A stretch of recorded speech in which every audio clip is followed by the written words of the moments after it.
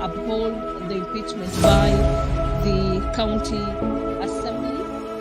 We have a total number of 47 senators, and we will be needing at least 24 senators for the vote to swing to either way. At around 6:30 p.m. Today, the House will be rising, having heard from the county assembly as the only business for today, where the council is set to prosecute their case as well as adduce evidence before the House this afternoon on why they will be persuading the Senate to uphold the impeachment of Governor Mwangaza. It is a program that has been set for 2 days for the House to hear and determine. But away from that, our dear viewers, is that from the day the Speaker communicated in regard to the impeachment from the County Assembly of Meru, that happened last week, already behind the scene, the clerk of the Senate had already by Sunday, per the directive by the Speaker, issued a communication to senators, and parties were required to be submitting their documents and evidences that they'll be relying upon in regards to this case. They had until Saturday last week, and that is why, having supplied that material, the matter is now being heard and determined by the senators between today and tomorrow being the final day. So technically, so to speak, it will be taking like 2 days, and the House will then either vote to uphold the decision by the county assembly, or the other option is to throw out the charges against Mwangaza. This being the third time that the governor for Meru County is appearing before the Senate. It will be interesting to see what will be the evidence that the county assembly will be tabling before the Senate plenary this afternoon to substantiate their grounds for impeachment. These are grounds that the governor for Meru County was impeached on. The County Assembly of Meru listed 3 grounds upon which they voted to kick the governor out of office through an impeachment motion. Among them is the gross violation of the Constitution and other laws. The other ground is a ground on gross misconduct, and the ground number 3 is ground on abuse of office. These are grounds provided by Article 181 of the Constitution in regards to how one can remove a governor from office as well as a state officer. So at any given moment from now, we expect the Speaker of the Senate to be making his way into the chamber this afternoon for the second session of today to commence. Already that is happening. The Speaker's procession is making its way into the chamber this afternoon, followed by the Speaker. Before him is the Sergeant at Arms and the Mace. Allow me to hand you over for this live broadcast. Enjoy your viewing. And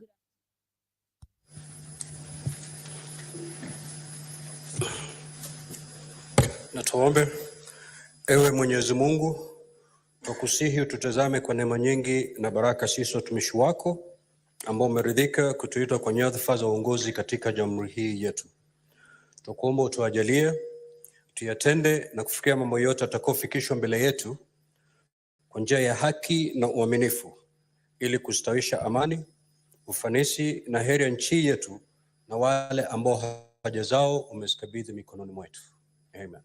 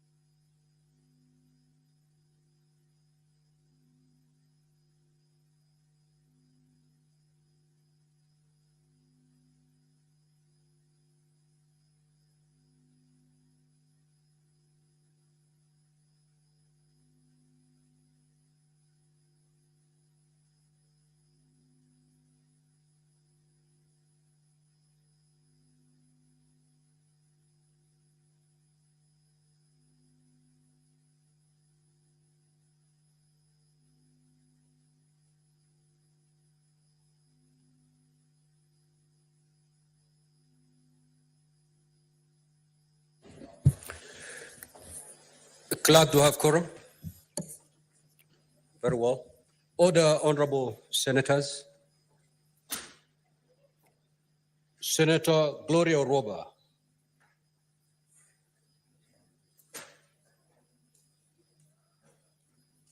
And Senator Beth Siango. Take your seats so that we start with this afternoon's business. Clerk, you may proceed to call the first order for the afternoon, please. Order number 1, communication from the chair. Order number 2, papers. Order number 3, notices of motion. Order number 4, hearing and determination on the proposed removal from office by impeachment of Honorable Kawira Mwangaza, the Governor of Meru County. Now, honorable senators and the parties to these impeachment proceedings, we are first going to hear the case of the County Assembly. Now, counsel for the County Assembly, you have exactly 4 hours to present your case. And these 4 hours include the evidence in chief, cross-examination, and re-examination. Now, this is how we're going to conduct this investigation. You'll call a witness, they'll be sworn in, you lead them in evidence in chief. Thereafter, they will be cross-examined by the team from the governor. You will proceed to re-examine the witness, and thereafter the senators will be allowed to seek any clarifications or ask questions to that witness. The time taken by the senators to seek clarification from that witness, the time taken by the senators to ask questions to that witness shall not be put as part of the 4 hours that has been given to you. And therefore, when the witness is responding to queries or questions from the honorable senators, time will be frozen so that you have your maximum 4 hours to put across your case. I hope that clarity helps. Therefore, counsel for the County Assembly, the floor is yours. You may now proceed to call your first witness. Thank you very kindly, Honorable Speaker, the members of the Assembly. With your kind permission, allow me to call to the stand our first witness, Zipporah Kenya.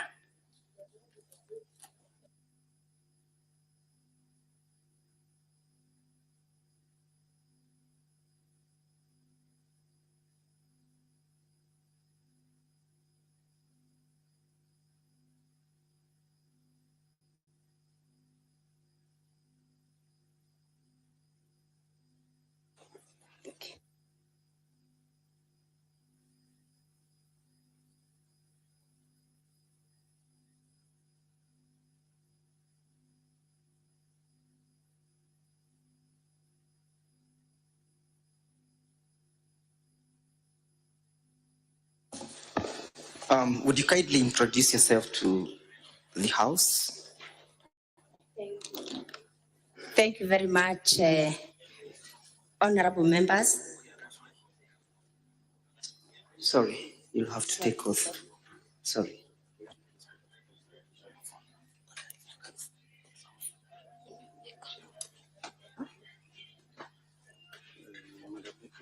Yes. Christian, I'm a Christian. An oath to affirm. Aye. With the oath, you have to lift the Bible. Yes. Okay. Then you put the Bible on your right hand, and you will put your hand on the Constitution. So, would you want it in Kiswahili or in English? English? Yes. So you'll insert your name inside your I, then your name, then you read the full text. Thank you.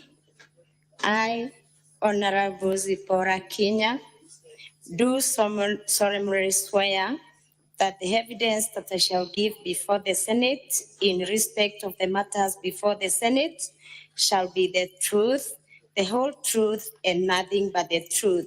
So help me God. Thank you. Would you then go ahead to introduce yourself to the Senate?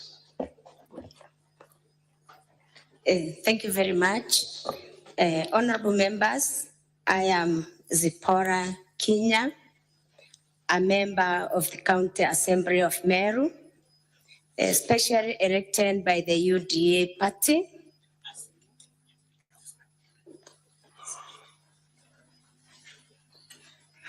Sorry for that.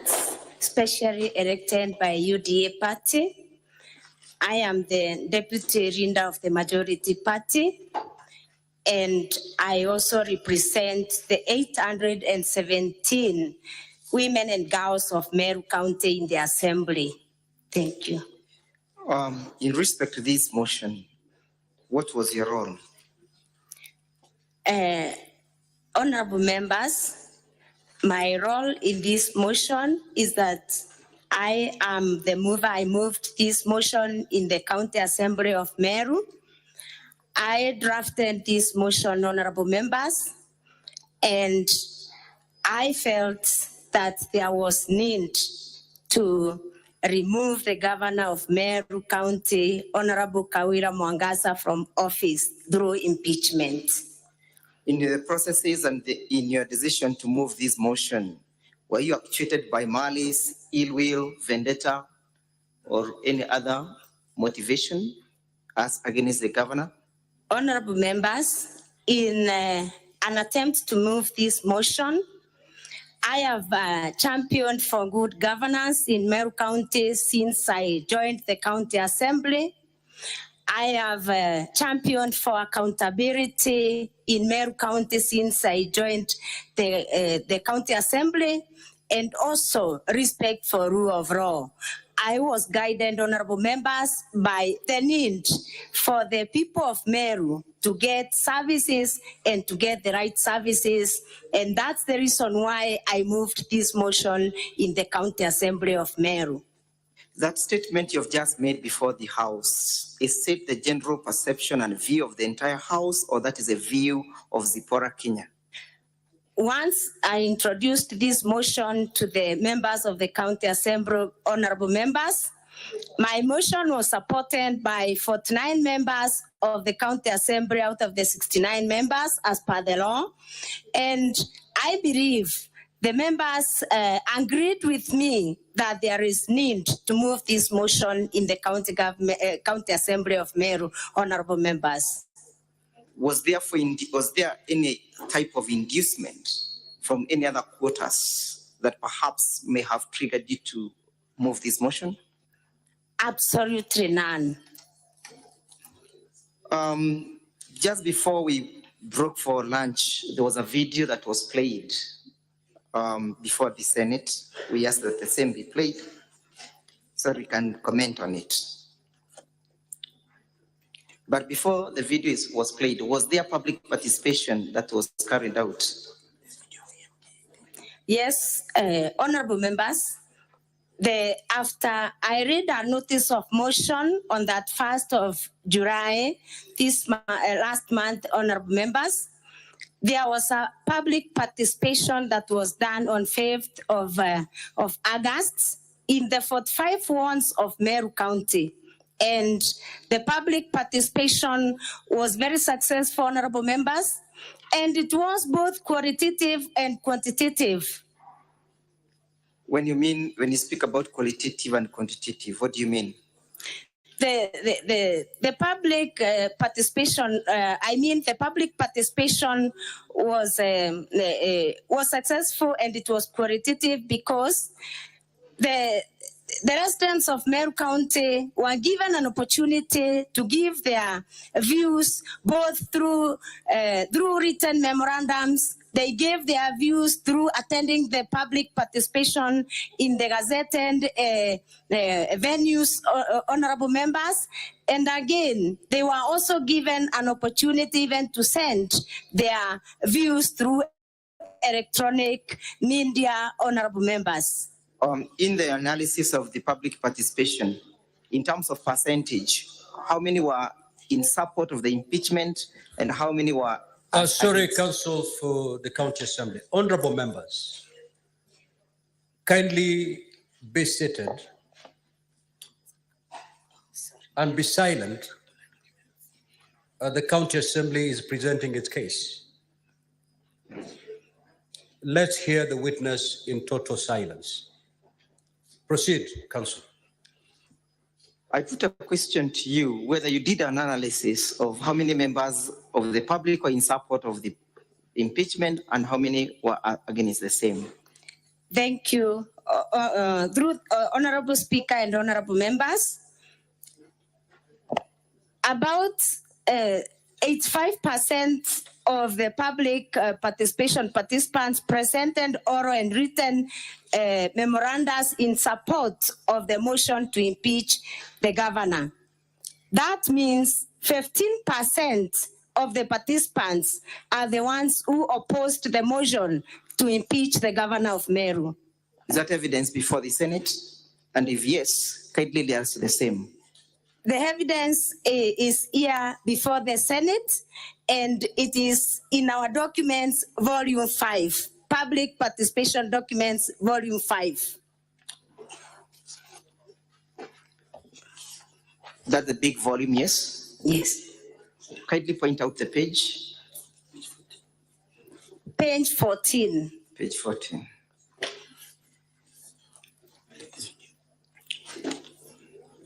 And perhaps before we play the video, when was the motion moved?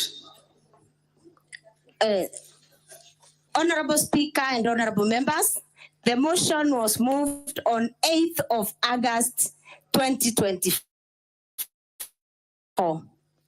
Were there events that occurred that preceded the debating of the motion? And if yes, would you kindly indicate them? Honorable Speaker and honorable members, before the motion was moved on 8th of August 2024, there were preceding events that preceded the debate of the motion. One of them, notably, the attempted arranging of the county assembly while the members were inside, Honorable Speaker and honorable members. When you speak about attempts to lynch, what exactly happened? The senators were not present. They might want to understand the situation. Honorable Speaker and honorable members, there was an attempt to reach all in to ban the county assembly of Meru at around 3 a.m. while the members were inside the county assembly, honorable members. How was that situation arrested and who arrested it? Honorable Speaker and honorable members, that situation was arrested by mainly our sergeants, and also because there was a lot of security personnel that was deployed during the night and even the previous night around the assembly. The security personnel also assisted much in putting out the fire. Said that then the fire was lit? Is that what you're saying? Yes, the fire was lit. Actually, it was a petrol bomb. It was a petrol bomb that was thrown on the roof of the county assembly from the Meru Law Courts. It was the Meru Law Courts borders the county assembly, and somebody climbing through the roof of the Meru Law Courts drew a petrol bomb on the assembly. And actually, Honorable Speaker and honorable members, I was inside. I was unable even to wear my shoes to run out. I ran out barefoot. Wow. That night because the roof started burning and we couldn't see the fire. We couldn't see the fire from inside. Okay, that's okay. What were you doing at the county assembly at 3 a.m.? Honorable Speaker and members, we were in the county assembly because of security reasons. we were in the county assembly at that time because of security reasons. There were so many threats. There were so many threats on our lives, Honorable Speaker. And I would want even to report to this house that even my own home was attempted. There was some fire that was drawn in my own house. So we were in very serious fear that we would not get to the assembly. And even there are some people who are threatened that they would break all the rules such that we don't get to the assembly. Thank you. So do you have evidence of such kind of threats before this assembly? And if yes, would you wish us to play it? The threats were given by some members of the public, and I believe we have some videos. We have some videos that can show that, including a video of attempted arsonists in my home. So we play video 9, and as we prepare to play video 9 in the assembly bundles, whom do you attribute, or why were those threats? Where were they coming from? In summary, In summary, the threats were coming from the supporters of the governor of Meru County. Let's play video 9.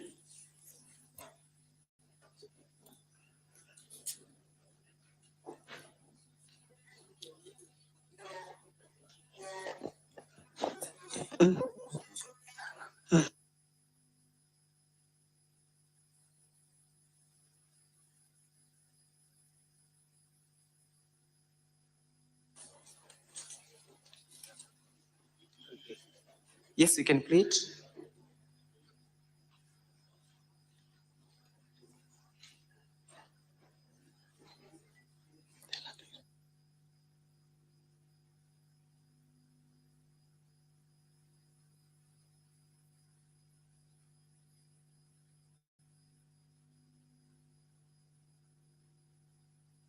So you can explain to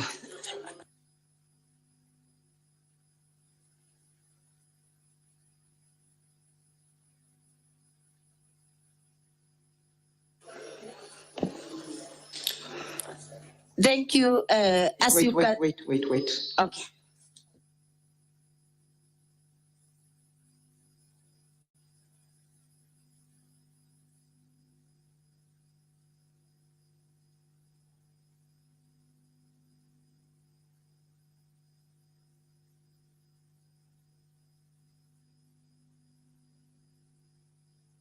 As we watch, you can be explaining what is happening to save on time. Briefly. What is happening there is somebody has just come and poured some petrol across the fence from the neighbor, and then the person drew fire through the neighbor, and then the watchman who was awake realizes that there is some fire. He tells me if he had something was thrown there, and then he had some noise. He goes to check, and that is when he finds fire. And it is the watchman now who has gone to call the other workers, and they are coming to put off the fire. Where was that fire, briefly? It was. It is just next to the cow shed. Whose cow shed? My cow shed. Is that then your compound? It is my compound. Was that done during the subsistence of the motion or before the motion? On the eve. On the eve of the motion? Yes. That's why, therefore, you're saying that you feared for your lives? I would want to clarify to this Senate, Honorable Speaker, I would want to clarify to this Senate that I untabled another motion before this one, and a motion that was stopped by the court. And the night that I was to move the motion is when that fire was that attempt was made. So in the next motion that I tabled, sorry, Honorable Chair. So during the next motion is when we decided now to sleep in the county assembly because our security was not guaranteed. Thank you. Were there members of public who publicly exhibited conduct of posting the county assembly to threats? Yes. Do you have evidence before this assembly? Yes. Would you want us to play video number 7 of a transcribed public participation video? Yes. Please have it played.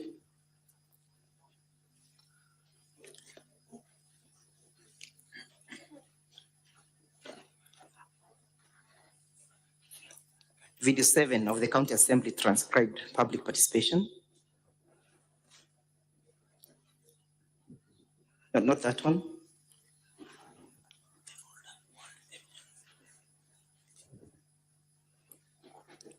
The folder called evidence of public participation.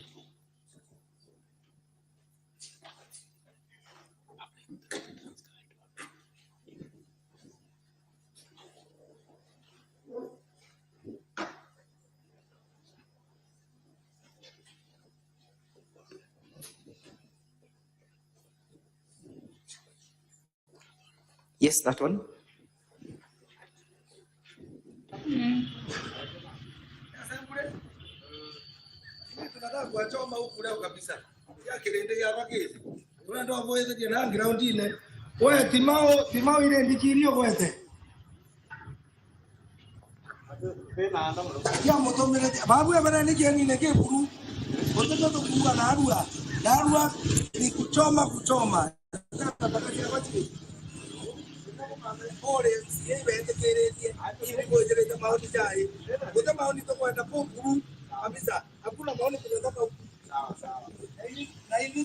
Would you explain? Sorry. Would you explain to the Senate who that is and what was happening and when it was happening? That is an employee of the county government of Meru, working in the office of the governor, and he is threatening the members of the public not to participate in the public participation. And he is saying the whole of Boris sub-county, there will be no public participation because they don't want any public participation carried out by the County Assembly of Meru. And he is threatening that they are going to kuchoma. Kuchoma in Kiswahili, I believe everybody, Honorable Speaker and every honorable members understand. He is saying tutachoma, na tutachoma. Do you know his name? He is Martin.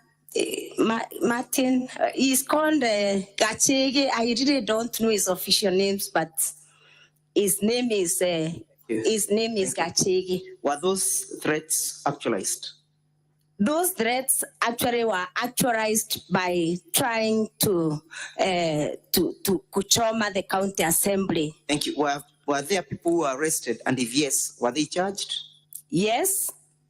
About 16 young men were arrested and charged in the Meru Law Courts for the acts. Do you have the evidence of their being charged or a video? Yes, I have a video. Would you ask to play it? Yes. Would you kindly play video number 10 under the folder?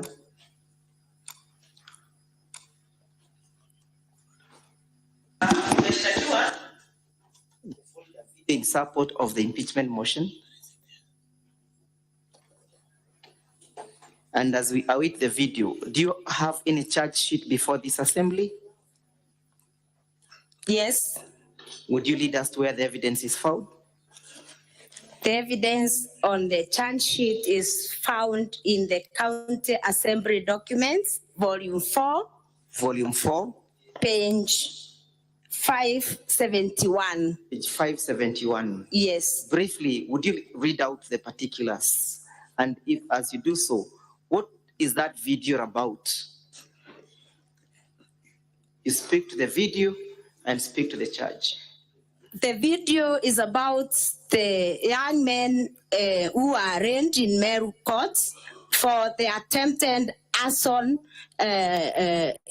on the night of the motion on the County Assembly of Meru. Thank you. Would you kindly then read out the particulars of the charge? The particulars of the charge is the preparation, the charge itself is preparation to commit a felony, contrary to section 308 of the Penal Code. On the 8th day of August 2024, at Meru County Assembly area in Impeachment North Sub-County, within Meru County, jointly and with your articles for use in the course of connection of burning the premises of the County Assembly, 3 bottles of petrol, 4 motor vehicle tires, and 5 stones found in a motor vehicle make Sienta registration number KDB 704A light blue in color. And the date of arrest is 8/8/2024, and the suspects were in custody by the time of the preparation of this charge sheet on 8th of August 2024. Witness, you recall before we broke for break, there was a video that was played by the governor? Yes? Yes, yes. And the video, I want you to speak to the said video number 18, VKM 18. Can be played. And as I await the playing of the same, do you associate yourself, you and all the persons who represent this afternoon, with the content and the sentiments and the views of that person who spoke?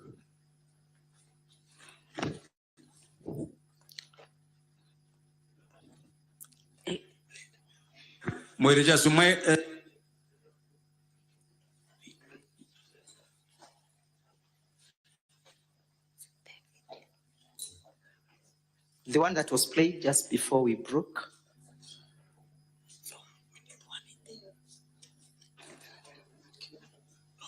Of shame, that ounce of greed called the Senate. Who is that speaking? Thank you, Honorable Speaker and Honorable Members. That is a political activist from Meru County. Is he a member of the County Assembly of Meru? He is not a member of the County Assembly of Meru. Is he an employee of the County Assembly of Meru? He is not. Evidence was laid that he is Secretary General of the Bas Party, yes? He is not the Secretary General of the Bas Party. Who is the Secretary General? The Secretary General of the Bas Party is Milton Mugambi Manyara. Milton Mugambi Imanyara. Yes. Where do you get that evidence from? I get the evidence from a Gazette notice. A Gazette notice dated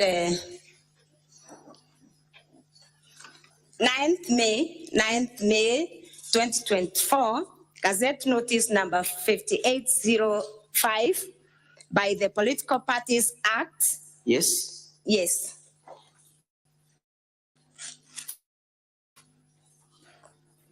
And it was alleged that the association between that video is that there are 20 members of the County Assembly from the said political party who are supporting the motion, yes? You recall? Yes. What is your testimony in that respect? Are all the members of Bas Party supporting the motion? No. Yes? Proceed. Only 3 of them did not support the motion. Actually, they voted against the motion. Were they removed from the committees? No. And what is the association of Mr. Mugambi, the Secretary General of the Bas Party, with the governor, the current association? the current Secretary General of the Mass Party has been nominated for appointment as the new legal advisor of the Governor Meru County, and his recruitment is in the process.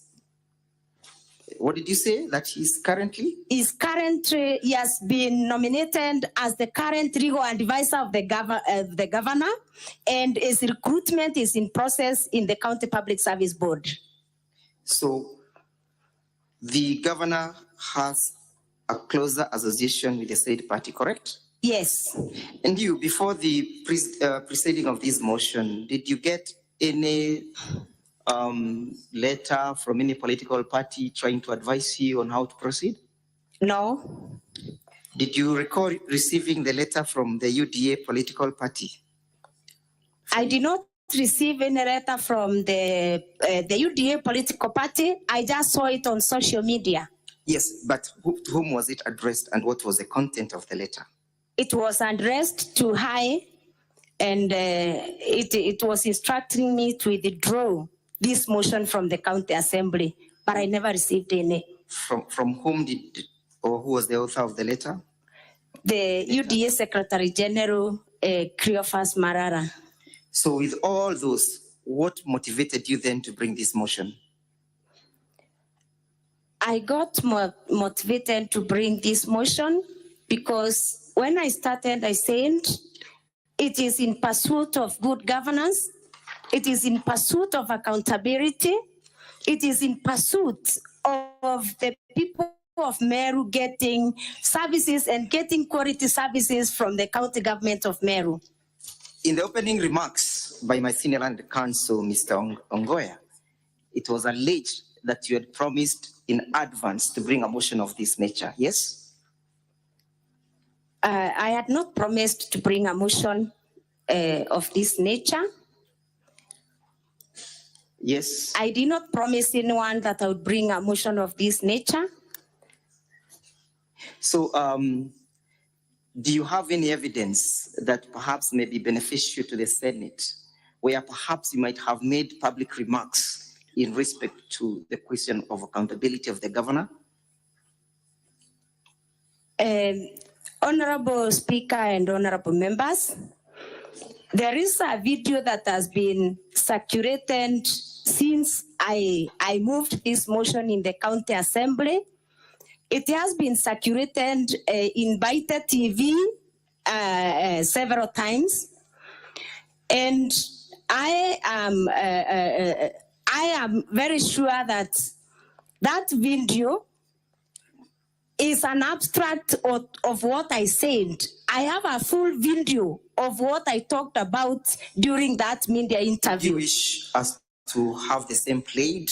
Yes, I would wish that the video I would wish the extract is played.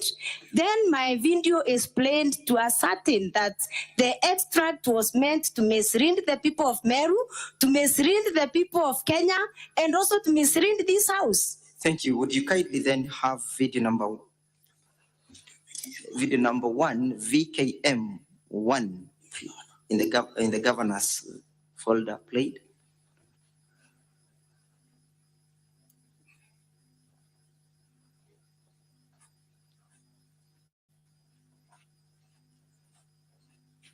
Ndenda kuromba seneti yetu e Kenya bakeyo tucokeria Kawira Mwangaza bamenye Kawira twina maita yangi ya tatatu ja umwinga tukamwinga bachokia tukenga mwanga maita ya ronda ya tatatu jathire kenda tuja kwira Meru. We did our best itwagereria. Honorable Senators, I'm sure the majority of you may not understand that language, and I can see the translation is running quite fast. Do I then make an application that will be provided with an interpreter, Honorable Speaker?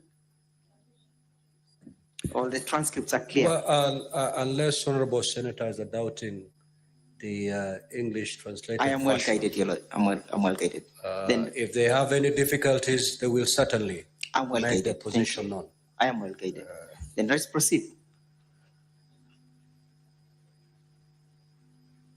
Ndenda kuromba seneti yetu e Kenya bakeyo tucokeria Kawira Mwangaza bamenye Kawira twina maita yangi atantatu ja umwinga tukamwinga bachokia tukenga mwanga maita ja jonde ja tantatu jathire kenda tuja kwira Meru. We did our best itwagereria kwenga Senate igicokaia. Let's play video 2 in our bundle of document videos.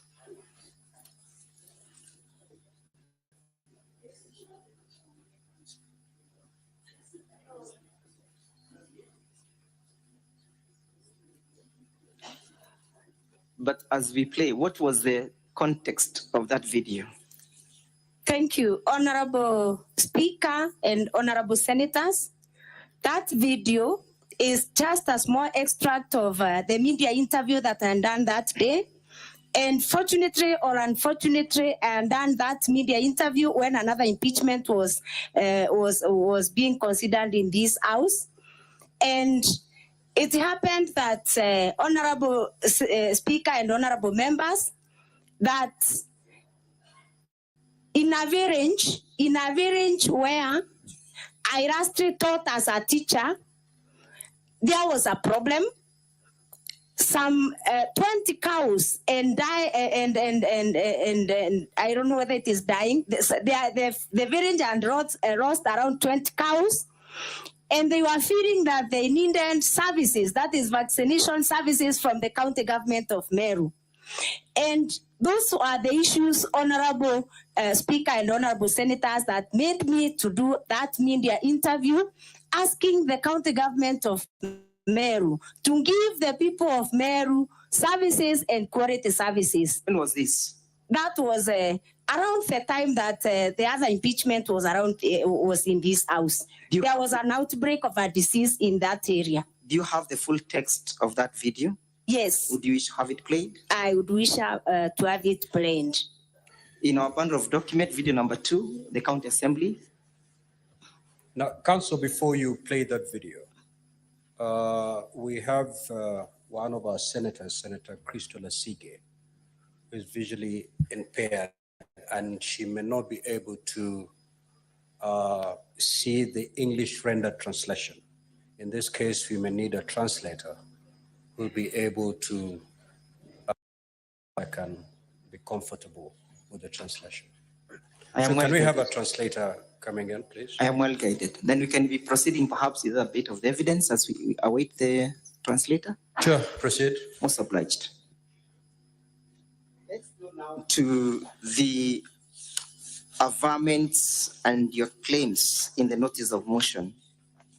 And we begin by looking at issue number 1, illegally revoking the appointment of CPA Virginia Kawira. Yes? Yes. That is one of the grounds that you want to move the Senate to impeach the governor on, correct? Yes. How was this illegal? Why should the governor be held accountable for this? Thank you, Honorable Speaker and Honorable Senators. My first ground on gross violation of the Constitution and other laws, I have accused the governor of illegally revoking the appointment. I beg your pardon. I think, Mr. Speaker, the translator has come. Perhaps then we can go and deal with the first issues that we can have. Very well. You may proceed to play the video. Video number 2 in our bundle of videos, the county assembly.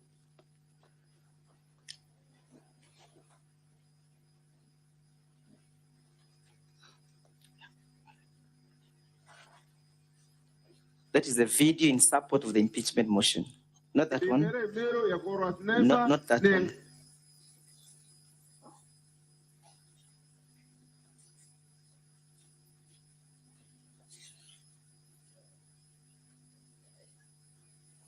The folder appearing as videos in support of the impeachment motion.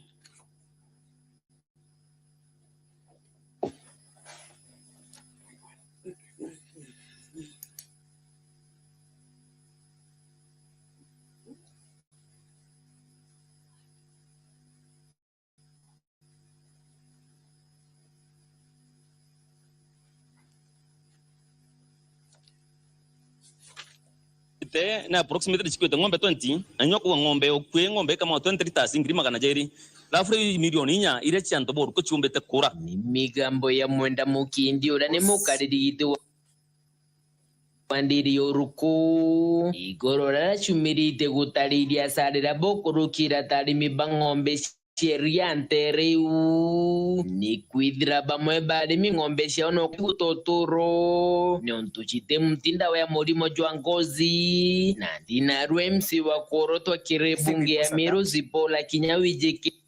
Yes, you can interpret. Thank you very much, Honorable Speaker and honorable members. My name is Muthenge Mpara from KBC Mwago FM. We came here as translators. And I'm with Dan here, my friend.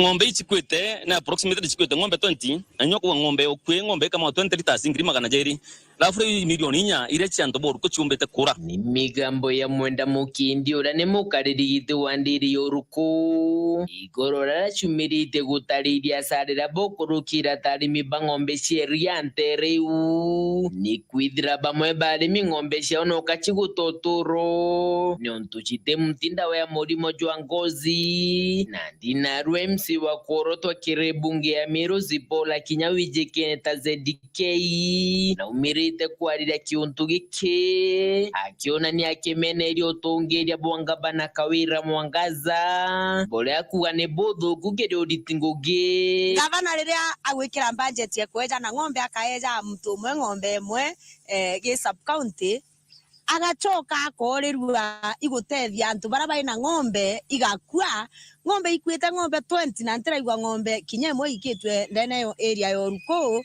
ndenda kuga thirikari ikia tumitukuga thirikari witigwa nombi na ikia tumitukwira wananchi ba Meru na antu ba Kenya in general Kawira Mwangaza na aremi ngugi no ntutiumba kuikira budget ya kuraira mtu mwenyo ng'ombe ndene ya sub county ka ntura uchoka urekeria ng'ombe 20 cia baraba inacio batikwenda kuewa ikwa utikweja na services cia extension Kurukize ndike inaugite kirirwa ngiruro ni mibwandithia gabana Mwangaza aditiria litinguge barabara ko bisine aleta bangi babero barabate na kadhalika kulita nguge Kawira Mwangaza gutonyo bisine aritira director uria we ngugi ya kumenyera ngugi ugwitwa David Mugambi a PhD holder amurito office neu amwikia kaguru Mugambi utengugi arita kaguru no tutengugire kaguru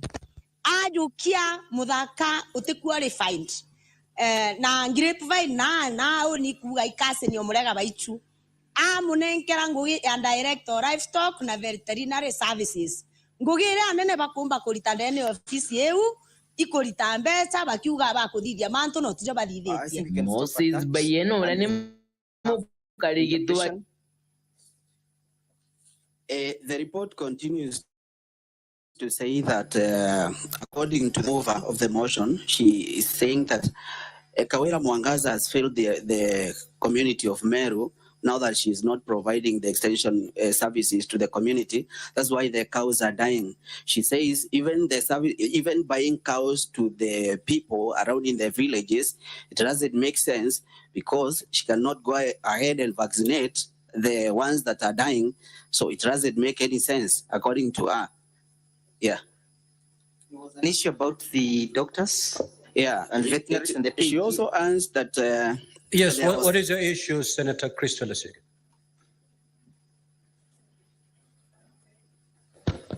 Thank you very much, Speaker. I would have hoped, Speaker, that because the Meru County Assembly have brought us here for a third time, they would know that there is a senator with a visual impairment here. And what, Speaker, I am witnessing happening is a paraphrasing of the video and not a direct translation. The video has gone on for almost 2 minutes, and the translator has paraphrased for about 15 or 20 seconds, which means that it's not a direct translation, but a paraphrasing. And that, to me, is unacceptable, Chair. Everyone else can see every single word, and I feel that the translator should do a better job. Otherwise, we can bring somebody else who can translate verbatim. Thank you, Speaker. So, Council for the County Assembly. I thought as the video was running, the translator was taking notes so that they can be able to translate verbatim. We are going to replay that video, one sentence at a time, so that it becomes a true rendition of what has been said in that vernacular. I don't know with the technology that is available, Secretariat, because I've seen the tendency, I've witnessed a tendency where you pause and it disappears altogether. Are we able to, after one sentence, be able to pause, take a translation, and then proceed that way? Or if we do pause, then the video disappears altogether like I've just witnessed? Ngombe 20 anyoko ngombe okwe ngombe kama 20 liters ngirima kana jeri.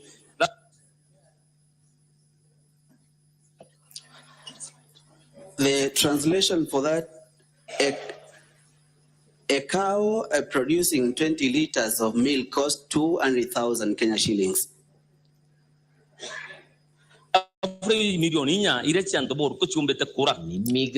Which translates closely to 4 million that Meru farmers are losing.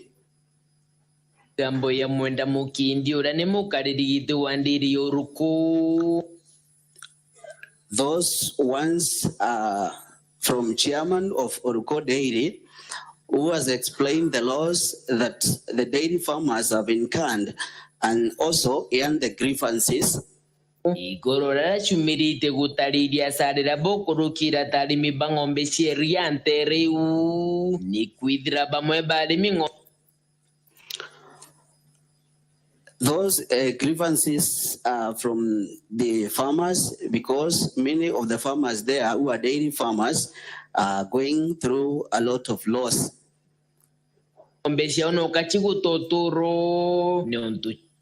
Their cows are losing lives every day.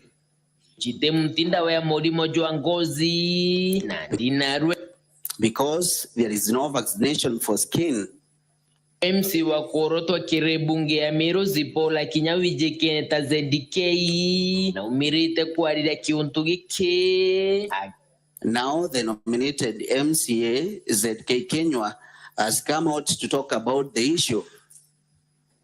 Kiona ni akemene ilio tongeria Mwangaza na Kawira Mwangaza. Bolea kuwa she has come out to discredit the governance of Meru Governor Faith Kawira Mwangaza.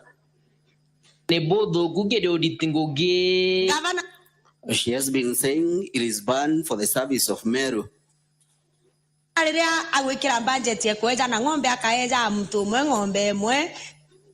When the governor is giving the services to the community, giving one person one cow, sub-county,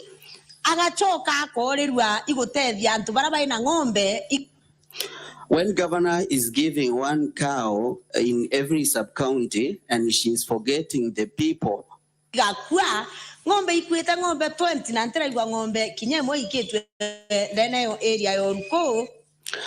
has forgot the people who are losing their cows, and there is no a single cow that was taken to Oruko, the villages of Oruko.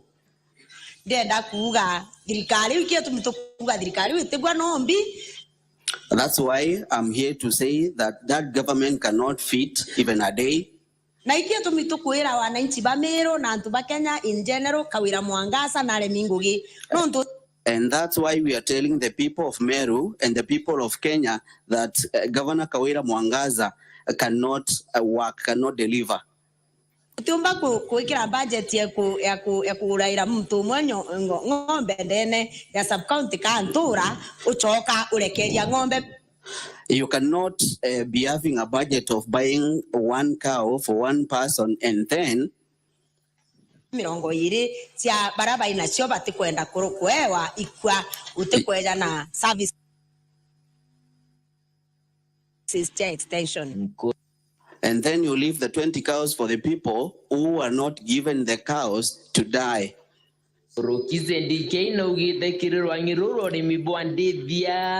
Gabana Mwangaza barabara ko bisine.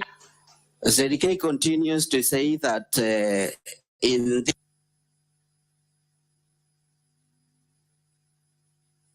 was working there,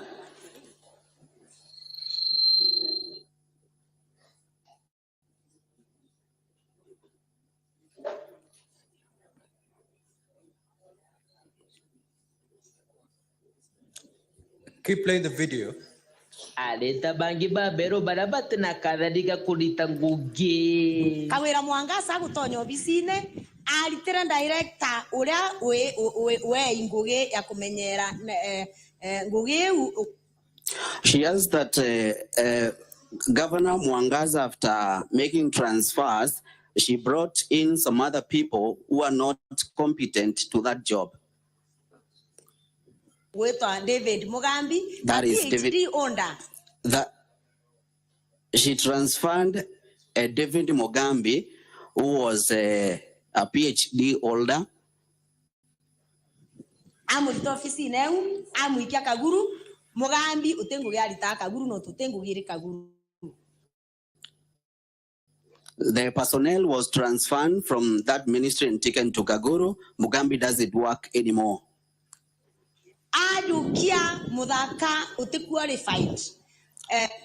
She allows that the governor took someone, a young man who was not competent.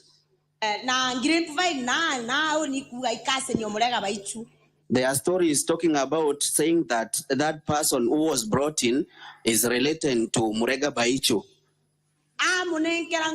Director livestock na veterinary services.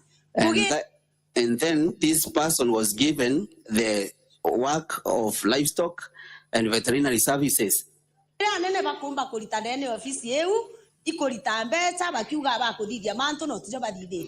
The main job they're doing in that office is giving a lot of money, saying that they are working and there is nothing they're doing. I think we can stop at that. And thank you. So, would you then put context to that video? Thank you, Honorable Speaker and Honorable members. I have said it was a call. It was a call from the farmers, and those farmers having been having worked with them as a teacher. I worked as a teacher in that village. They expressed their frustrations to me, and actually that is what I was addressing. And Honorable Speaker and Honorable members, I have mentioned an issue of cows that succumbed to an outbreak of a disease. And when the farmers sought help from the offices, they were not getting any help. And personally, I took an initiative as a person who was very close to those people. I took an initiative. I called the director livestock and veterinary services, who was my former colleague at the county government.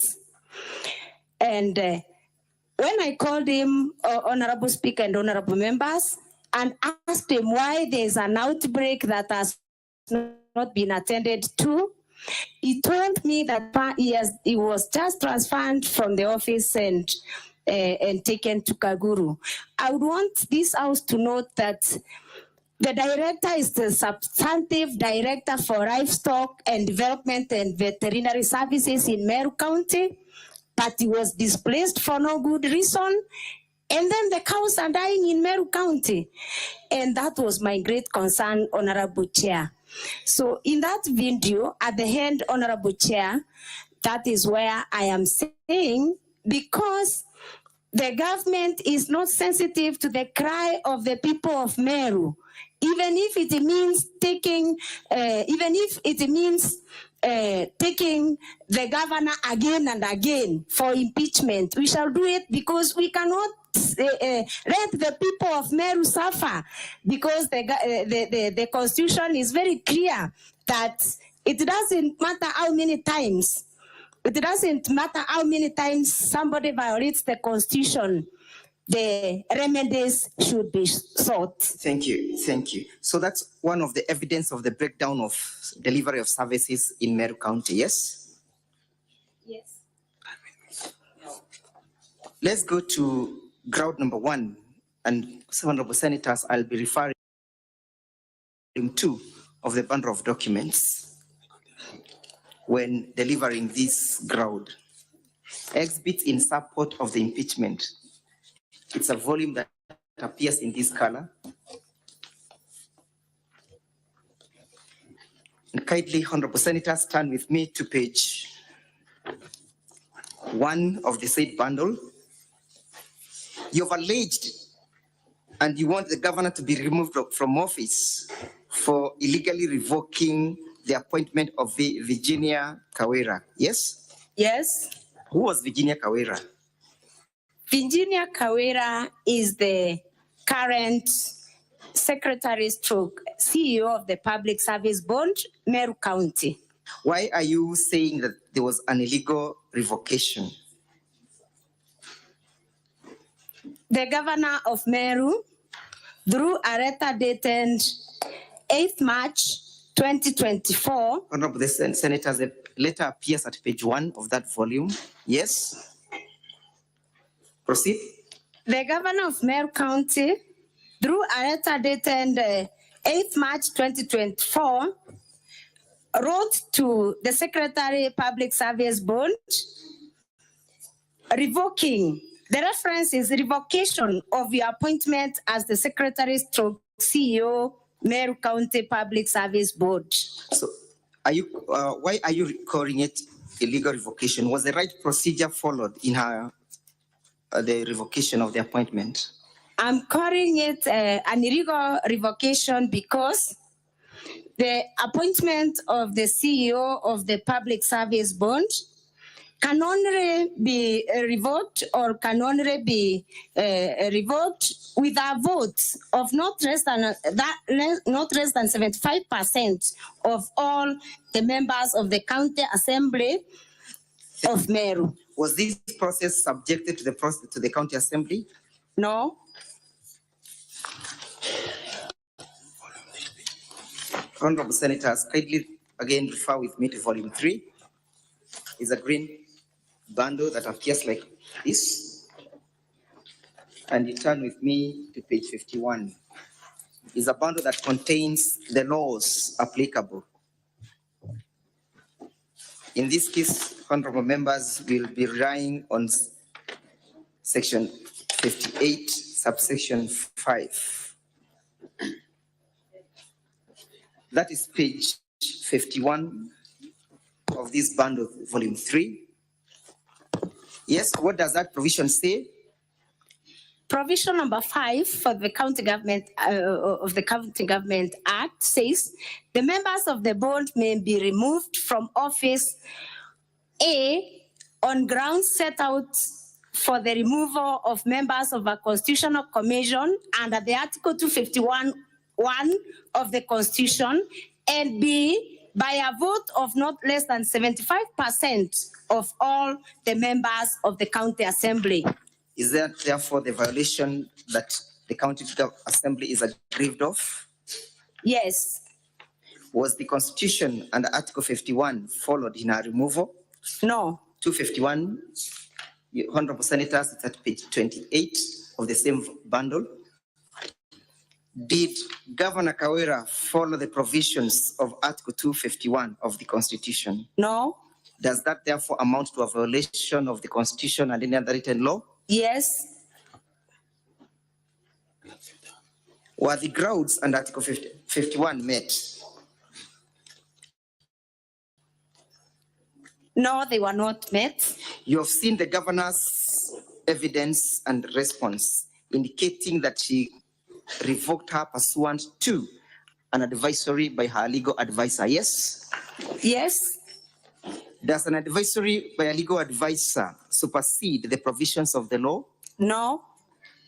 You have made an application before this Senate this morning to summon the said legal advisor, yes? Yes. Is it your testimony that the documents that we raised in the morning amounts to a forgery? Yes. Have you called a witness to testify to that effect through the summoning by the Senate? Yes.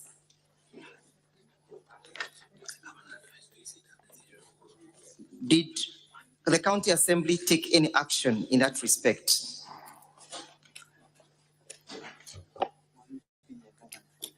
The County Assembly has taken the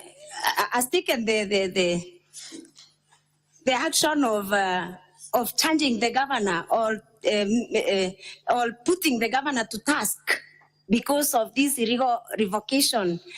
And I remember we came here again with the same issues. What were the reasons contained in the said letter?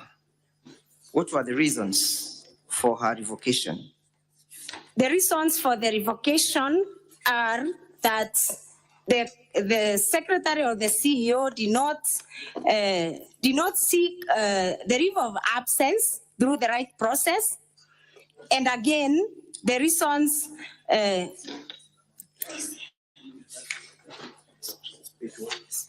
yes, you're referring to page 1 of the said volume?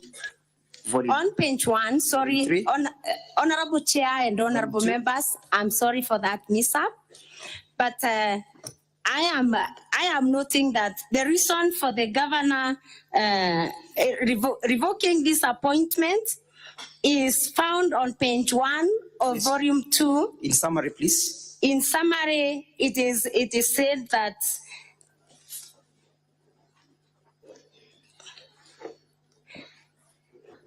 the officer did not, I can read, Honorable Speaker and Honorable Senators for, yes, please do. Let me read Briefly, just the second paragraph, page 1 of volume 2. It has now been brought to my attention that apparently you did not relinquish your position in the county public service before assuming this role in your appointments. The County Government Act expressly disqualifies state officers and public officers from the positions created under Section 58(1) of the Act. Being a public officer, you are thus disqualified from the position of the secretary to the board. Were there other subsequent advisories from any other constitutional organ in that respect? Yes. Do you have that evidence before the Senate? And if yes, lead us to the page. Page 2 of volume 2, page 2 of the same volume 2. Would you kindly identify that letter? The advisory on revocation of the appointment for Ms. Virginia Kawira Miriti. From whom is it? It is from the chairman of the Meru County Public Service Board. Who is the recipient or the addressee of that letter? Our Excellency Honorable Bishop Kawira Mwangaza, the Governor, Meru County. When is it dated? It is dated 12 March 2024. What is the advisory in conclusion? In conclusion, it's on page 3 of volume 2, the last paragraph. In conclusion, it is the board's considered opinion that your letter dated 8 March 2024 to Ms. Virginia Kawira Miriti revoking her appointment as the Secretary/CEO of the Meru County Public Service Board is not legally binding, as the officer is duly appointed as per the existing laws. Thank you. Did the governor respond to that letter? Yes. Do you have evidence before the Senate? And if yes, kindly read us the same. Page 4 Yes. of the same document, that is volume 2. Yes. Page 4, the governor writes back. Yes. Writes back. Who to is the, writing back? The governor. Yes. The governor writes back. When is the date of the letter? 12th March 2024. And who is Julius Kianga Mitu? Julius Kainga is the chairman, Meru County Public Service Board. Is he the recipient of that letter? Yes. Who is the author of the letter? The author of the letter on page 6 of the same bundle, that is volume 2, is Our Excellency Bishop Kawira Mwangaza, Governor Meru County. Would you kindly read the conclusion? On page 5 of the same volume, the last paragraph, in conclusion, Ms. Virginia Kawira Mereti failed to resign as a public officer before taking the position of the Secretary of the County Public Service Board, despite promising to appointment amounts to an irregularity and as such, I have revoked the same to cure and correct this irregularity. Between the governor and the county assembly, who was supposed to make a finding of whether the process was illegal or not? The county assembly. Thank you. Do you have any other advisory in that respect? And if yes, kindly read us the page that contains the same. Yes, there was another advisory on the same. From whom? From the Public Service Commission. When is it dated? 16th February 2023. Who is addressed on that letter? The letter is addressed to the then Acting Chief Officer, Public Service and Administration, Department of Legal Affairs, Public Service and Management, County Government of Meru. What is the content of the letter? Advisory on leave of absence for serving county public officers wishing to take contracts as county chief officers. What did the commission say in respect to leave of absence? Is a person who is on leave of absence deemed to be holding 2 jobs at the same time? No. Would you kindly read the conclusion to that letter?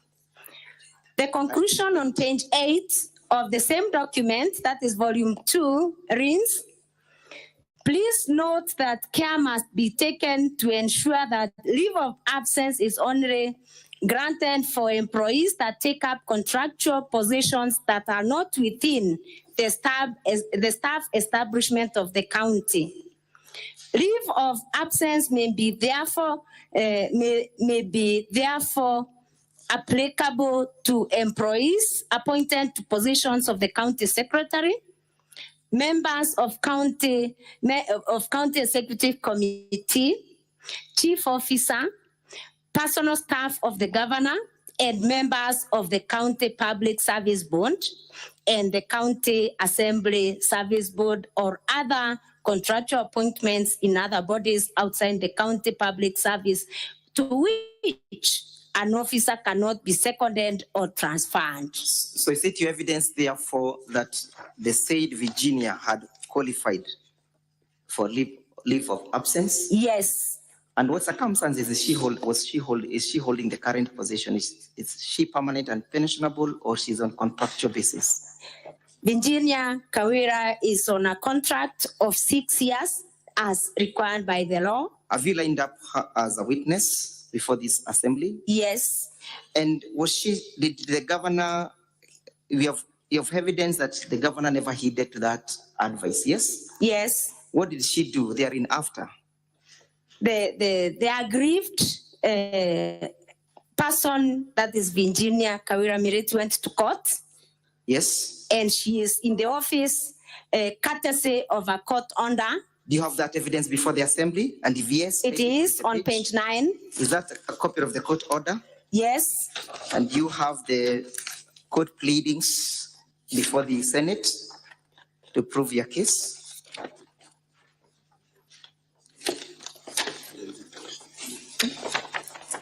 Yes? Yes. And you wish to tender them as evidence before this assembly? Yes. In summary, in respect to that particular ground, was the revocation lawful? It wasn't. Did it violate the Constitution? It violated the Constitution. Did it violate Section 58, subsection 4 and 5 of and Section 59A of the County Government Act? Yes. Did it violate Article 251 of the Constitution? Yes. Is that a ground under Article 181 and Section 33 of the removal of a governor? Yes. Thank you. Let's go to the next point. Failing to appoint the chairpersons of Meru County Revenue and Board and Meru Microfinance. But before we go to that, has this revocation appointed the revocation of CPA Virginia Kawira Mwangaza? Kawira affected service delivery in Meru County? Yes. In which way has it affected service delivery? It has affected service delivery in Meru County because the county executive has really, in many times, usurped the powers of the Meru County Public Service Board, and because of that, then the Meru County Public Service is not running well. Thank you. Does this conduct of the governor promote confidence in our office? No. Does it promote good governance? No. Is it a mechanism? Does she exhibit accountability to the people of Meru County? No. Does she respect the sovereignty of the people when she goes on and ignore the performance of the county assembly? Does she uphold the sovereignty of the people as enshrined under Article 1 of the Constitution? No. Does it violate the provisions of Article 73 of the Constitution under the Leadership and Integrity Act? Yes. Thank you. Let's proceed to issue number 2. You say that you must be removed from office, and you crave to this assembly to do so for having failed to appoint the chairpersons of the Meru County Revenue Board, Meru Microfinance Corporation, Meru Youth Service Board, and Meru County Investment and Development Corporations as required by the law, thus failing to operationalize the said boards and or illegally appointing the chairperson. Yes? Yes. Why do you want her to be removed from office on that basis? How has she failed to appoint the chairperson of Meru County Revenue Board? The governor has failed to appoint the chairperson of the Meru County Revenue Board because after the expiry of the terms of office of these bonds have had no board chairman, and I believe even the board members, because we have not seen any board member gazetted after the expiry of the other board members. So by not appointing the board members, who are actually the ones who are supposed to supervise and also ensure accountability in these bonds, this means that the bonds have continued, or the secretariats of these bonds have continued to expend public funds without authority. And this is an action that may be subject to abuse. And I believe... Yes. Yes. Proceed. And I believe when there's a board and it's not constitutionally constituted, it amounts to abuse of office and a violation of the statutes that govern that institution. Who was responsible of appointing these boards, the chairpersons of these boards? The governor. Is there any act of parliament or act of the county government of Meru indicating so or giving her the power to do so? Yes. Yes? Yes. Would you kindly read us to that provision and sit before the assembly?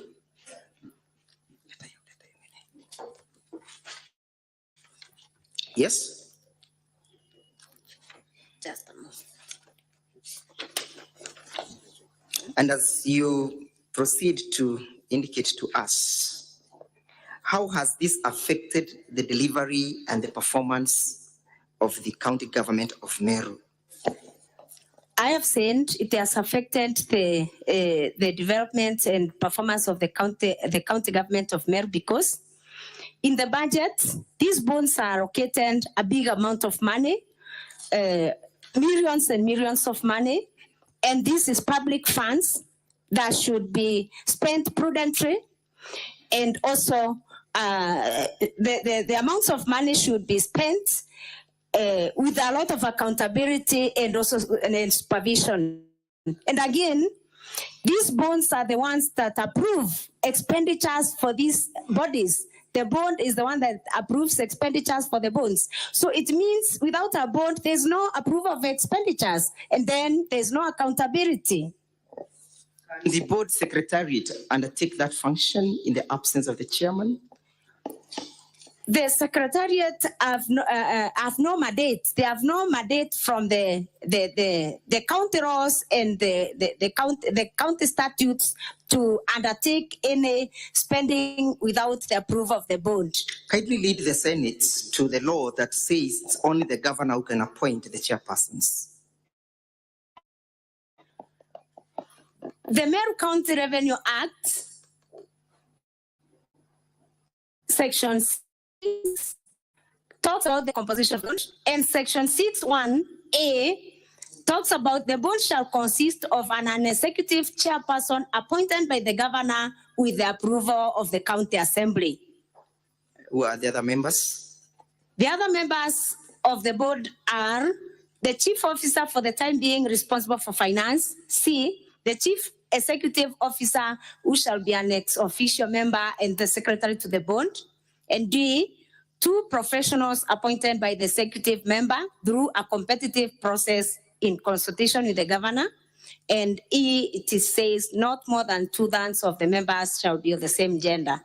So according to that provision of the act, it's only the chairman who is an outsider from the existing systems of the county government, yes? No. It's a member. There are 2 others I've just read, 2 other members. Is that meant to enhance accountability in the boards? It is meant to enhance the accountability in the boards. In the absentia, can the accountability be enhanced or upheld? It cannot. Can the secretariat expend monies allocated to the board in the absentia of the chairperson? No. Has these boards been expending money? Yes. Do you have evidence before the Senate? Yes. And yes. Kindly lead us to that provision where the evidence is found. It's another volume.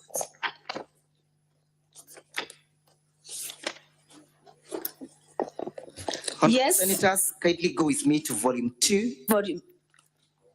At page 358. Sorry, 383, Honorable Senators.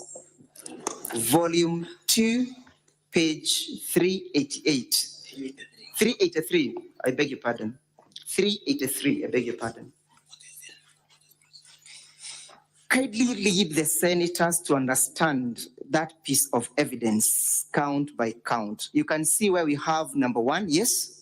Yes, number 1 is Meru County Microfinance Corporation, correct? Microfinance Corporation. Next column speaks about approved budget allocated for the year 2023-2024, yes? Yes. How much was allocated?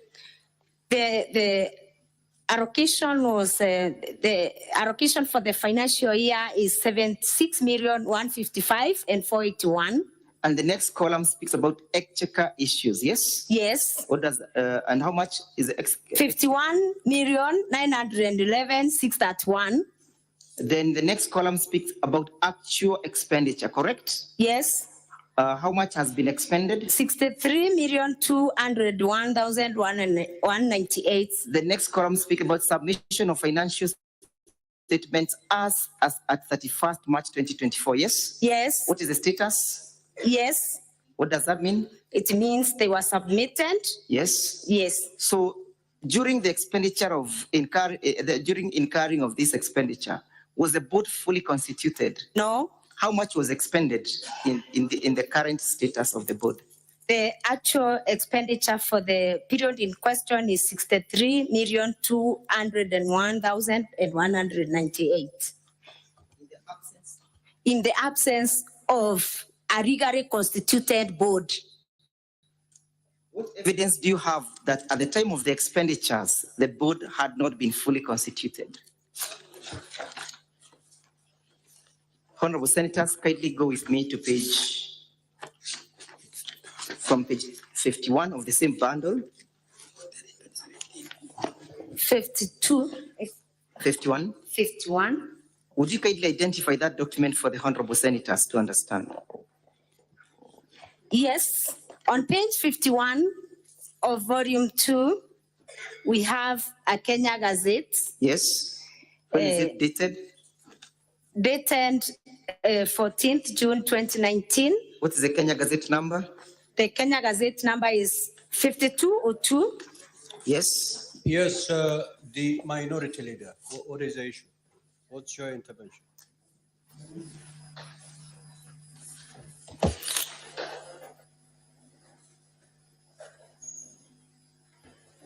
Can the council go slightly slow? Because we are trying to catch up with these volumes here as he keeps on leading the witness. So if you can go slow, we are slightly, we're also recording. So, Council, if you refer to a page, allow the senators to get to that page. I am well guided. Before you flip to another page, otherwise then you will lose them along the way. I am humbly Proceed. guided, and I beg, I apologize for the same. You have done slightly over 1 hour, so just be guided in the time. Let's go to page 48 of the same bundle. Madam Witness, what is reflected in that particular page?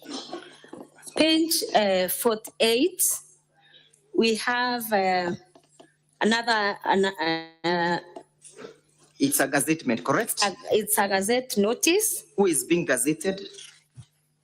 We have a number of gazette notices. You can see the gazette number 5200, correct? 5200. Yes, let's deal with that first. The gazette notice on number 5200 is the Meru County Investment and Development Corporation Act. Yes. And the gazetted person, the chairperson is Felicity Biriri. When is it dated? It is dated 13th November 2017. When was the period of the chairperson supposed to run? It was supposed to run for a period of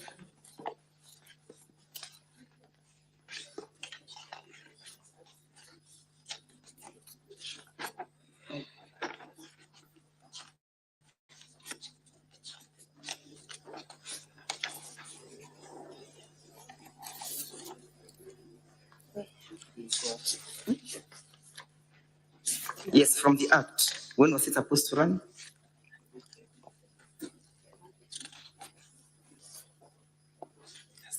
It's not clear from this gazette notice, Honorable. When was their term of service supposed to expire? 3 years. 3 years. Yes. With renewable term, correct? Yes. So was the term of the persons appearing on that particular page ever renewed? No. Look at page 55.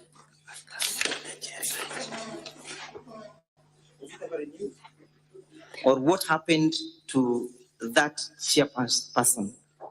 This chairperson resigned on page 55. This chairperson resigned in 2022 to vie for the position of women rep. Do you have evidence of the resignation? Yes, on page 55.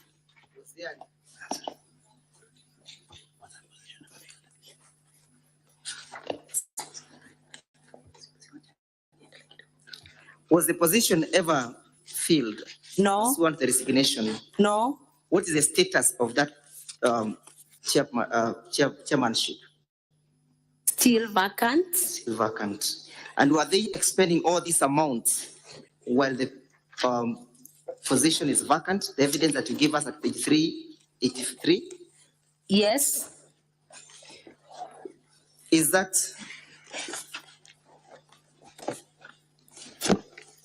Let's go to the next gazettement. At page 49, you can see where we have the Gazette notice number 5202, yes? Yes. You can see that it relates to the Meru County Revenue Board, correct? Yes. You can read that the gazettement was done to run for a period of 3 years, correct? Yes. And that it was done, the appointment was done pursuant to section 4, subsection 1 of the Meru County Government Revenue Board, correct? Yes. Who was being gazetted? The chairman, Meru County Revenue Board. And he was gazetted on the 14th of December 2027, correct? 2017. When was his term supposed to expire? 2017. And upon the expiry, was it ever extended? No. Look at page 52.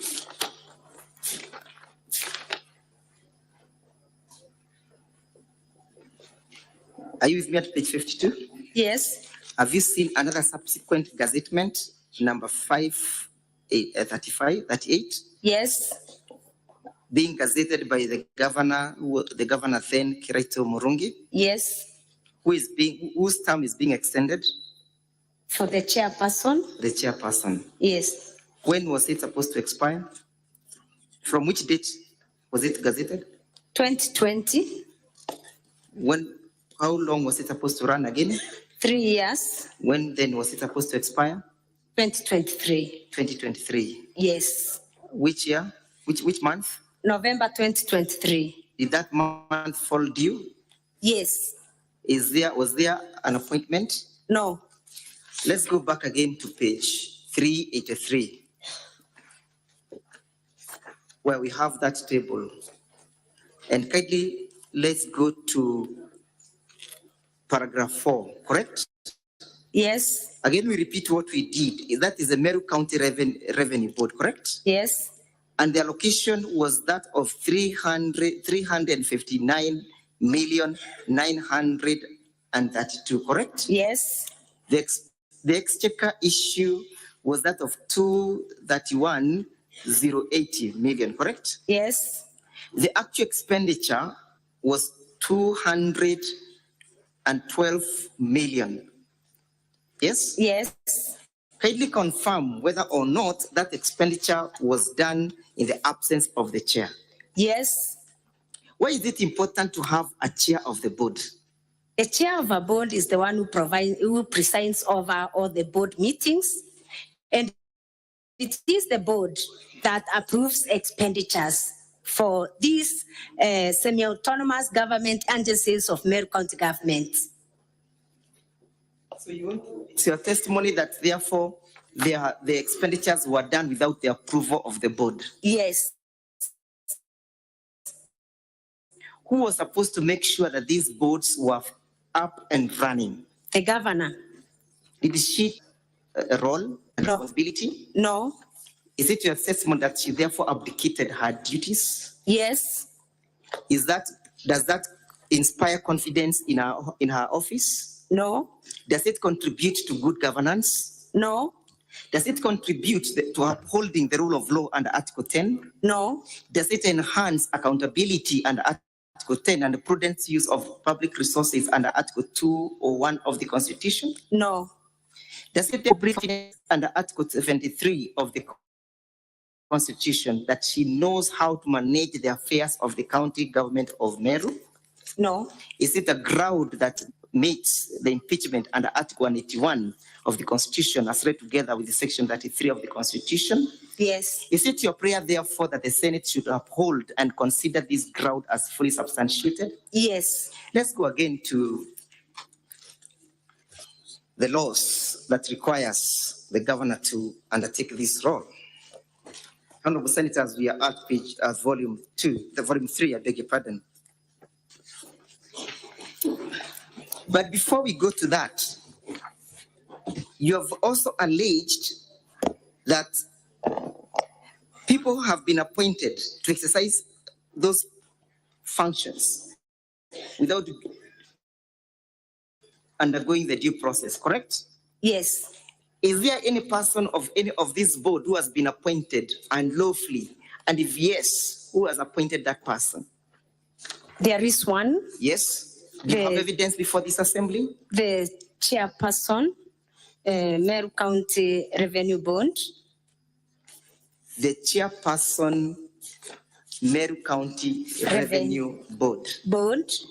Where is that evidence? Honorable Senators, again refer with me to volume 2 at page 43 of that bundle. Honorable Senators, volume 2, page 43. Yes. Page 43 of volume 2.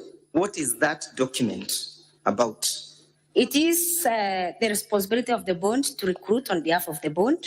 So on this page, we have a Meru County Revenue Board job advertisement, advertising for a vacancy for the position. Again, who is the originator of that advertisement? The originator of the advertisement on page 46. No, I'm asking, who is the author of this document? Is it Meru County Revenue Board? The Meru County Revenue Board. Are they advertising for vacancies and positions of the chief executive officers? Yes. Are they therefore inviting the members of the public to participate in that process? Yes. Yes? Yes. Who was to be the recipient of the application forms? The chairman, board of directors, Meru County Revenue Board. Do you wish to refer the honorable senators to page 46 of your evidence? Yes. What is contained at that page? It is the instructions for those who will be the applicants. Yes. They are instructed that the suitable qualified candidates are invited to apply and can access the detailed job description from their website. Yes. Named there, and all applications and documents should be sent through email. Yes. Or by post or courier. Yes. And addressed and delivered to the chairman, board of directors, Meru County Revenue Board. Which date are they supposed to have these applications reach the desk of the chairperson? 10th June 2024. Is there a chairperson currently holding that position? None. But the letter addresses or speaks that they must be forwarded to the. Yes. Who appointed this chairperson? The governor. The governor. Yes. Did it follow the due process as prescribed by the law? No. Was the county assembly ever involved in that process of the appointment of this governor? No. Did you vet and or approve that particular chairperson? No. Then therefore does that amount to a violation? Yes. Let's, honorable senators, go to what the law says in terms of the appointment and look at volume 3 of the same document. Honorable senators, we look at page 58, 59, which is the public appointment into bracket county assemblies approvals. Yes? Page 59, honorable senators. Page 59. Volume 3. Of volume 3.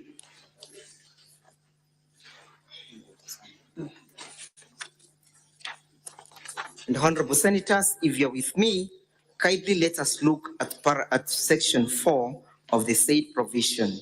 Kindly read it out, Madam Witness. Volume section 4. Section 4 on page 60 of the Public Appointments and Counter Assemblies Approval Act. Yes. Reads, exercise of powers of appointment. An appointment under the Constitution or any other law for which the approval of a county assembly is required shall not be made unless the appointment is approved by the relevant county assembly in accordance with this act. Was there that approval? None. Is there an appointment? Yes. Is that a violation? Yes. have that met the provisions of Article 181 as read together with Section 33 of the County Government Act? Yes. Does that breathe again confidence in the manner in which the governor executes her functions? No.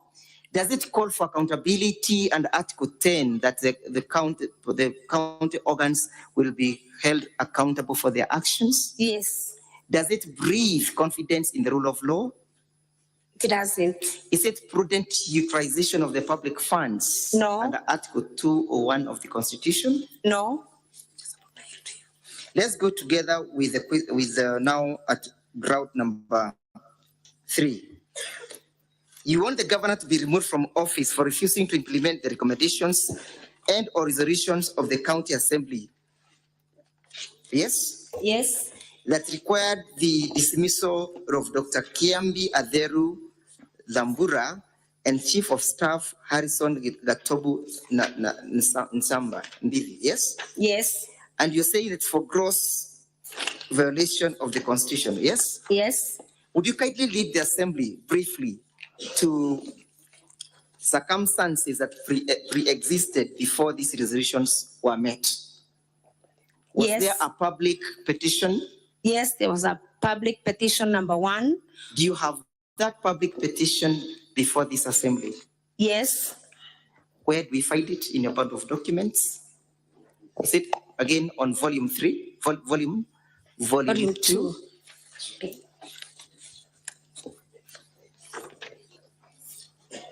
Volume 2, Honorable Senators.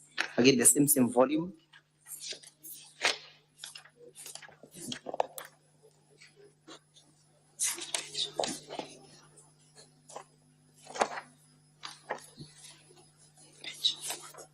Honorable Senators, we look at page 140 of the bundles. Sorry, I beg your pardon, we're looking for the petition, the public petition.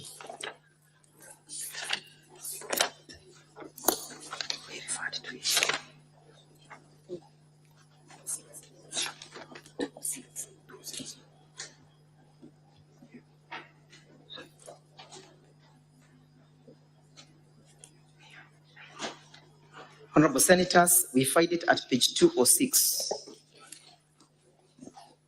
206 of the bundle. Madam Witness, kindly speak to the evidence relating to that page. On page 206, there is a petition that Yes. was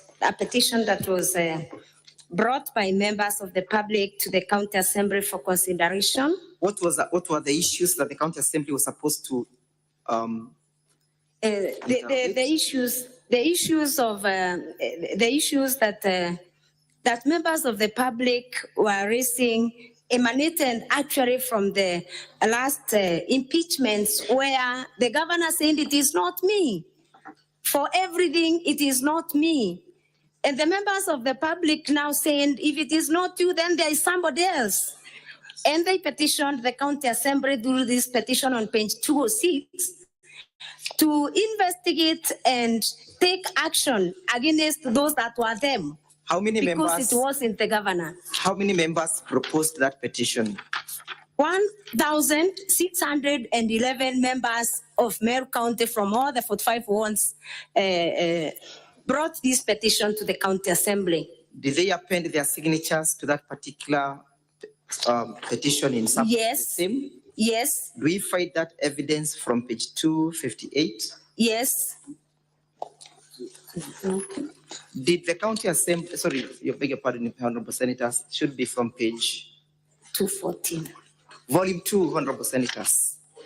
From page 214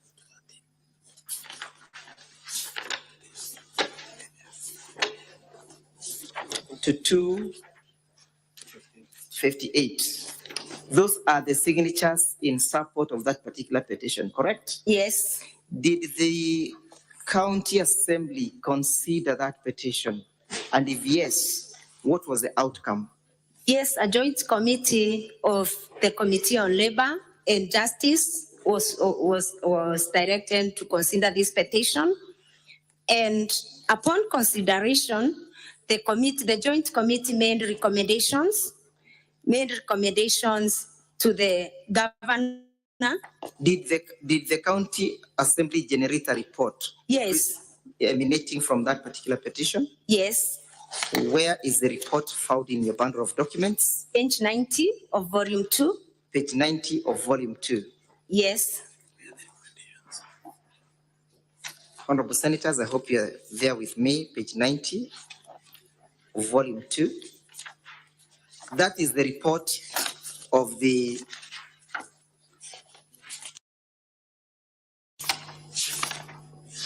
committee concerned, correct? Yes. Were there recommendations that ensued therefrom? Yes. Where do we find those recommendations? There were where do we find them? Do we find them at page on page 140 of volume 2. Page 140 of volume 2. Page 140. Yes. Did you conduct a hearing, or did you give these individuals a fair opportunity to appear before the committee before the decision was rendered?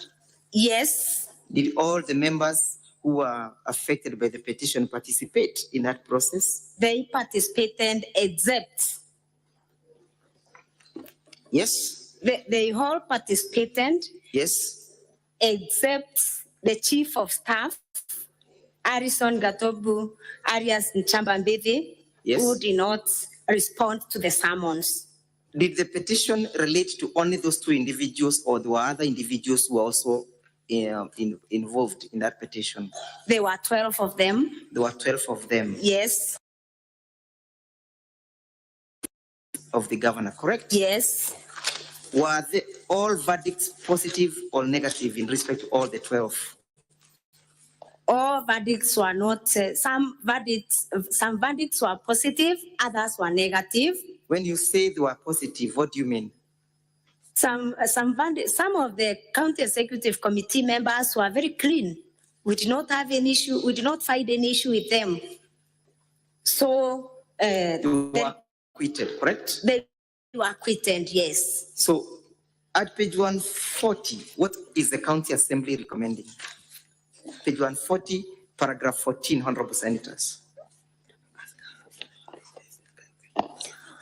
Paragraph 14 on page 40, that the Chief of Staff, Harrison Gatobu Arias Nchambambebe, contravened section 18(1) as read together with sections 22 and 27 of the County Assembly's Powers and Privilege Act 2017 by failing to honor the summons and invitations to appear before the various assembly committees, including this joint committee, to produce evidence and respond to the allegations leveled against him in this petition. Those are the findings, correct? Yes. Does he always oblige to summons, or is perpetually and notorious of ignoring the same? He doesn't. Again, what then do you continue to read? This wanton disregard for summons and invitations by the respective committees of the County Assembly was not only in contravention of their foreseen laws, but also acted to undermine the standing of the County Assembly as a whole. Was this communication ever made known to the governor? Yes, it was made to the governor. Where in your evidence are you recommending their removal? On the same page 140, on committee recommendations, I would wish Honorable Speaker and Honorable Senators to read recommendation number 2 on page 140, that the governor do dismiss the County Secretary, Dr. Kiambi Adero Dhambura, and the Chief of Staff, Mr. Harrison Gatobu Arias Nchambambebe, from office for gross violation of the Constitution and other statutory laws. Was this communication ever made known to the governor? Yes, the communication was made to the governor. Where do we find that evidence in the bundle of documents? Page 144 of the same document, volume 2. Page 144. Yes. Of the same document. Yes. Let's describe that document. From whom is this document? The document is from the County Assembly of Meru. When is it dated? It is dated 14th December 2023. Who is the author of the document? The author of the document is the Clerk, County Assembly of Meru. Was the document ever served upon the intended recipients? Yes. Do you have evidence of service? Yes. Where is evidence of service found in that document? Page 145. No, I'm asking on page 144. Did the governor or the office of the governor acknowledge receipt of that letter? Yes. How did they acknowledge receipt? The office of the Chief of Staff acknowledged receipt on 18th December 2023. How did they acknowledge it? How did they acknowledge? The stamp. They acknowledged it by stamping. By stamping it on 18th December 2023. So on that date, the governor was made aware of that particular resolution, correct? Yes. Did she act upon that resolution? No. Does that therefore amount to upholding the rule of law and Article 10? No. Does it contribute to good governance? No. Does it contribute to respecting other constitutional institutions as the status of the county assembly? No. Does it amount to a governor who wants to be held accountable and responsible? No. Does it undermine the integrity and the power of the county assembly? Yes, it undermines. Does it therefore equally amount to violating Article 1 of the Constitution on the sovereignty of the people? Yes. Is that an impeachable ground under Article 181? Yes. As read together with Section 33 of the Constitution? Yes. Have you therefore substantiated your case as against the governor in respect to this particular allegation? Yes. How has their continuous holding of office compromised service delivery in Meru County? It has seriously compromised service delivery because all the illegal appointments made by the county government of Meru are made by the county secretary, including appointing very junior officers to very senior positions, which has seriously compromised service delivery in Meru County. And an instance like the one I talked about in the video, where an officer, job group M, supervises officers in job group R. A moment, please. The honorable Yes. senators are taking note of that particular evidence. Yes. It's your evidence that they have compromised service delivery. Yes. And you have evidence to show how that has been compromised in the county. Yes. Where is that evidence? And as you look at the evidence, how has that been manifested?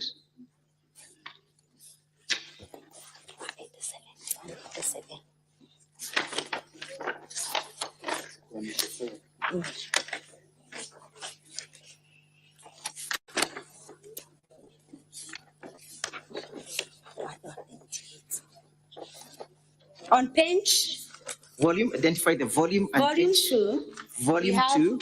Volume 2. Volume 2. Yes, volume 2. Yes. Page. Sorry, the volume 2, we have the document on page 198. 198. But because in the bundle of documents it's not clear, the page is not clear, we made a clear copy. It's in volume 6. Volume 6, a replacement of this document on volume 2, page 198. Yes, let's, honorable senators, go to volume 2. Volume 2 is not clear, so I'm talking about now volume 6. We made Volume a clearer copy. Okay. Volume 6 is a replica of what we find at Page volume- 198. at page 198. Volume 2. Honorable senators, if you'll go with me to page 30. of volume 6, which is a replica of the same evidence. Volume 6 at page 31. Sorry, honorable members, it's volume 6, page 31.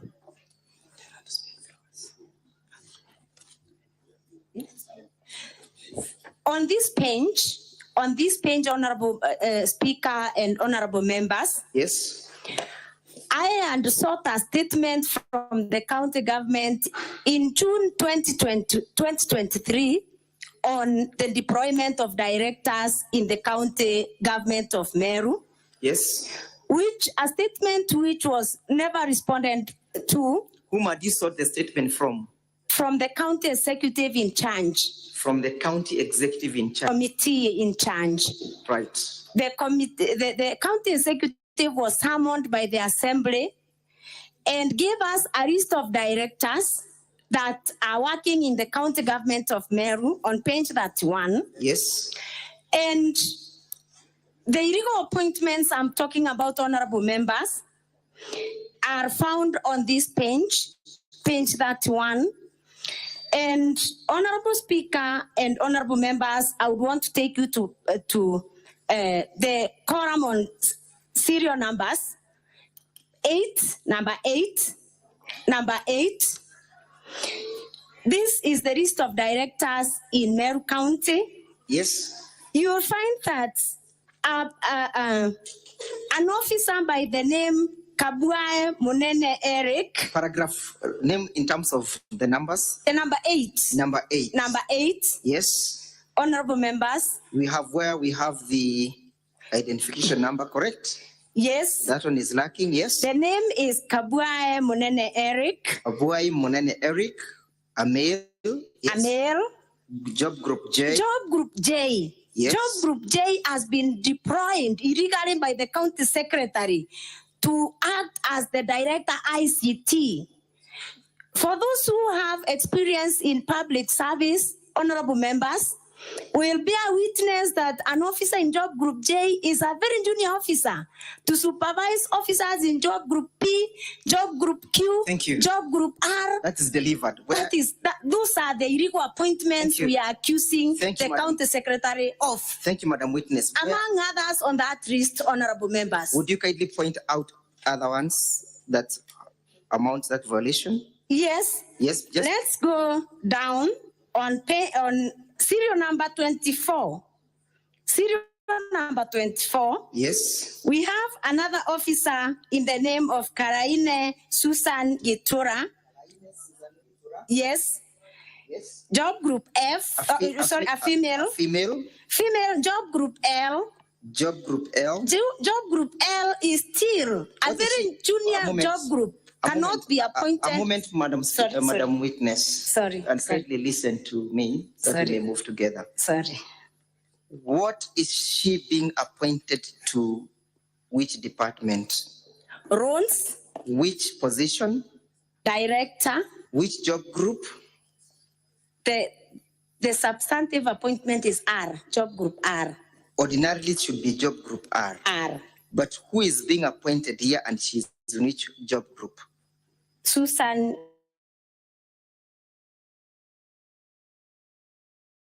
She is in job group L. What is the status of the roads and transport network in Meru County as we speak?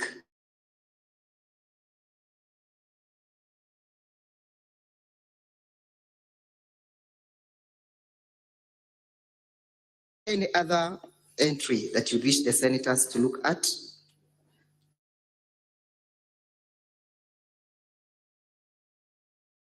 Marai Cyprian. Yes. Amel. Yes. Job group L. Correct. Director. Director Roads and Transport.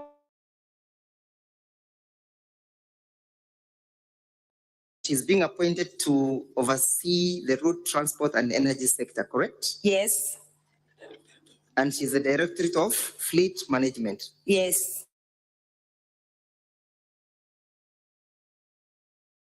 Sahi, it doesn't. Doesn't qualify. Yes. Kindly confirm that list of directors that you received pursuant to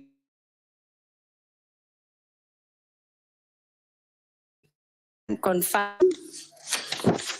And at page 32, do you have any other indication that you?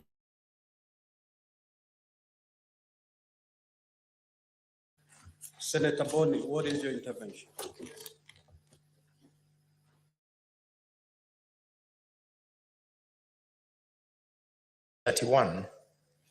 And I would like further clarity because the foreigners whom Madam has referred to don't have.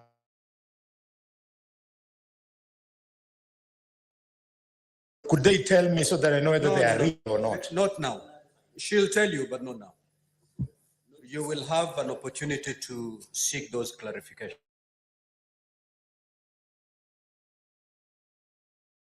The Council of the County Assembly.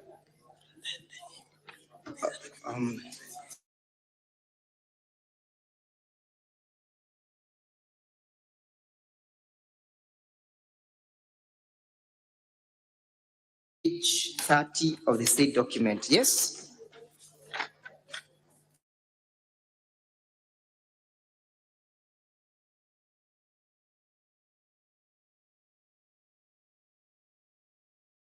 The same comes from one Dixon Monene Nkatha, correct? Yes. Who is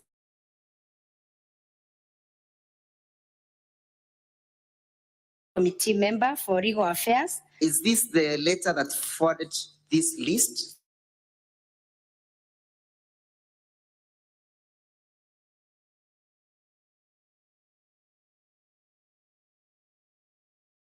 Correct? Yes.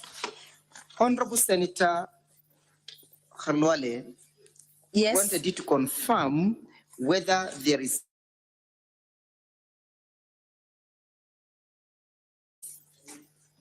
I can confirm that there is no parent and I may not know there is the intention, the reason, because that's an official from the county government. But you have evidence before this as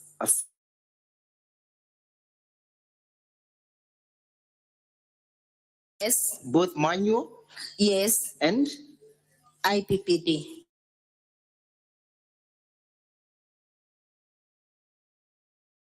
Now, before I yield you to my learned friend, I'll only ask you one question.